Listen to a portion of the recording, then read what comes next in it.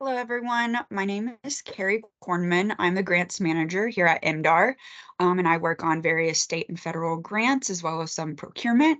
I'm here today to talk to you about some grant tips, and my contact information is presented right now. Please feel free to reach out to me with any questions. Next slide. So my first big piece of information and tip would be to thoroughly review the RFR document. The RFR stands for Request for Response. Sometimes you might see RFA, Request for Applications, or even RFP, Request for Proposals. This document will have all of the information, instructions, expectations, and context for the grants that you're applying to, including eligible and ineligible project types, allowable and unallowable costs, match requirements, timelines, reporting requirements, pretty much everything encompassing the grant. So that's my first big piece of advice. Make sure you understand all of the sections of the RFR. And if you don't, reach out to the project manager or program contact. That contact information will be on the first page of any MDAR RFR and will be listed on any RFR somewhere on the document itself. Project managers cannot give you advice in completing or filling out your application, but they can answer any questions you may have regarding the RFR or the program itself. Think of the RFR as your roadmap for the project. Next slide, please. My next tip, check off every element of the evaluation criteria. This would actually be the most important piece of advice for any grant application, I would say, as this is the basis of scoring for basically all grant applications at MDAR and most federal grant applications. If the RFR is the roadmap, the evaluation criteria is the GPS, giving you step-by-step directions in conjunction with the application form. The evaluation criteria is separate from the application form in the RFR, but as you're filling out the application form or template, have that criteria readily available to you so you can check off each criteria as you go. Even if you have to physically print out this evaluation criteria and check one off as you go, that'll help you make sure you fulfilled every requirement of the application. Next slide, please. Some grant applications may require extra documentation beyond just filling out the application template, like proof of permits, resumes, maps, etc. And keeping track of all of that may be difficult. This may be outlined in the evaluation criteria section, but sometimes additional documentation requirements may not be included in the evaluation criteria and instead are outlined in the application submission instructions section. This most commonly occurs when additional documentation is required as a prerequisite of a program and is required for the project to even begin. Most RFRs will include this in the application submission instructions section. Make sure you carefully review that section to determine what all is needed for your application package, including additional required documentation and how to submit your finalized application, whether it's via email or some other submission portal or by mail.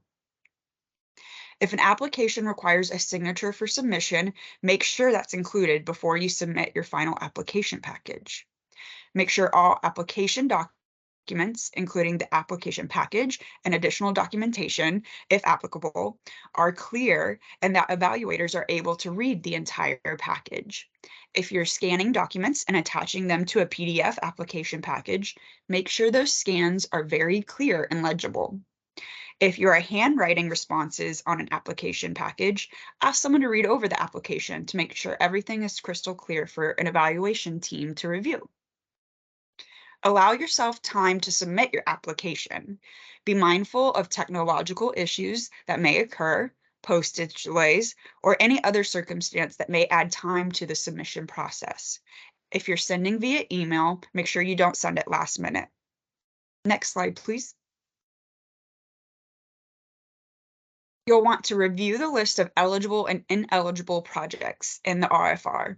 This is a quick way to see if you're on track with the project you're thinking about applying for, or even to get ideas for projects you could consider that you may not have prior.